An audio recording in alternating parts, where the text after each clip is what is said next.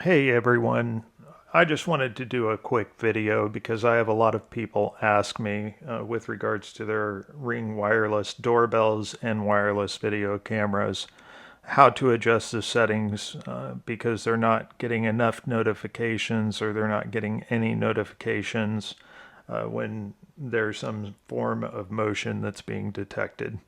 I do Ring beta tests for hardware and software, and I also do some Ring install work. So I've had a lot of experience with this and wanted to give a quick tutorial. So with this one, what we're going to do is we're going to focus on back drive. And what you want to do is go right here to the three little dots and then select settings. And from settings, there's a lot of things that you can do, and we're going to go through and adjust some of these settings, but you want to go first to motion settings. And you want to go through the motion wizard again. And the motion wizard pretty much well walks you through it, but there's some tips and tricks to it as well. So, in this particular case, I am not on a hill. If you are, you definitely want it because it changes the way the camera looks at things lower. So in my case, that's not the case. So I'm going to select no. Do I face a street? Well, kind of an alleyway. So I'm going to hit yes. And then how far away is that? And this is seemingly important. The 5 to 15 feet is kind of an iffy setting. So I always opt, if it's relatively close, for the 15 to 30 feet, just because I want a little more sensitivity. And of course, there's 30 feet or more if you are a long ways from the end of your driveway or the end of your yard to your street. And then you do want to, under, this is new to the platform, you do want to enable advanced motion detection. And then you enable that feature, and then it's going to ask you to adjust the motion zones, and you want to click on that. So this is where it is from the very beginning. So you click on customize zones. In my particular situation, I wanted to do some things that are a little bit different. I'm going to bring this guy up here a little bit because I want it to catch somewhat of the top of the door. And then from here, we're going to start angling down.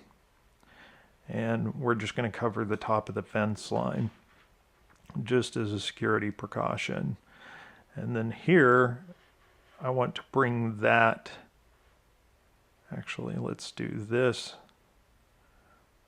We want this over here. And I'm going to see if I can bring this out, and then I can readjust it. So there we go. Come on. You want to work for me. We're going to adjust that back just a little bit.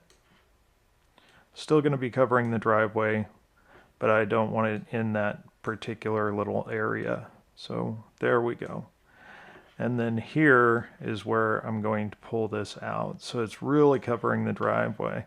And then I can just slide this guy over, and I've got this set up exactly the way I want it. I want it to cover anytime somebody comes precisely onto the property. I'm not as concerned with this little piece or this little side yard because I don't want the motion to go off every time the trash guy comes. So go ahead and click Save Zones, and then you're going to want to click the back arrow. And it's going to say it saved your settings and that the changes are going to take effect the next time there's a motion. So that's done, and we want to continue to step 2. And this is where most people have their slider set to too little of sensitivity. You want to increase that sensitivity. For me, I'm going to bring it up to here probably. But if you bring it to max, it's going to pop this up and say, need more coverage, angle your doorbell, to see the property in the appropriate way. That's not necessary for me, but I want it to be nice and sensitive, so I'm going to bring it closer to the top. Is this going to battery drain faster? Yeah. But is it going to make things safer? Yes, it will. So I'm going to go ahead and click Save. and then it's going to tell me it's going to, take effect next time there's motion. So we're back there. Now let's go to advanced motion detection, make sure that that's on. It is, which is great. And then the motion zones are what we've already gone through, so you can leave that alone. We're going to go back to the main menu.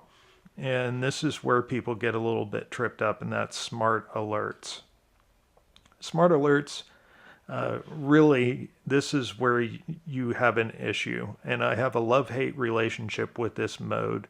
When people are getting too many alerts, I recommend people only mode. But you notice that I have it turned off. In my particular scenario, I want it to detect people and cars. So I don't want it to be people only mode.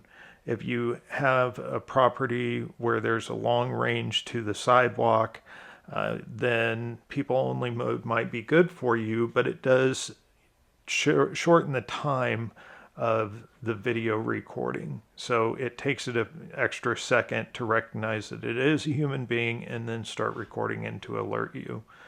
On this, the rich notifications, this is kind of cool. It's something that you can add. I did, and what it does is it shows a little snapshot in your notification. So you can see exactly what your notification for motion is that's going off. But that in and of itself is pretty much well how you resolve those issues. I hope that that helps.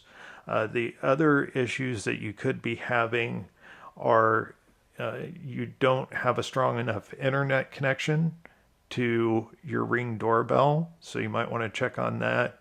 I recommend Mesh Network for your Wi-Fi, and that should help resolve those issues. And if that's not a possibility for you, the Ring Chime Pro is also a very good device to put into your network to help resolve that. The only other thing that can be an obstacle is if the camera is in a long shaded area, and beyond that, when it sees daylight, it washes out, so it makes it difficult for the cameras to pick up the motion at an appropriate time. If there's any questions or comments about this, please leave it down below. Otherwise, don't forget to like, share, and subscribe, and I'll see you in the next video.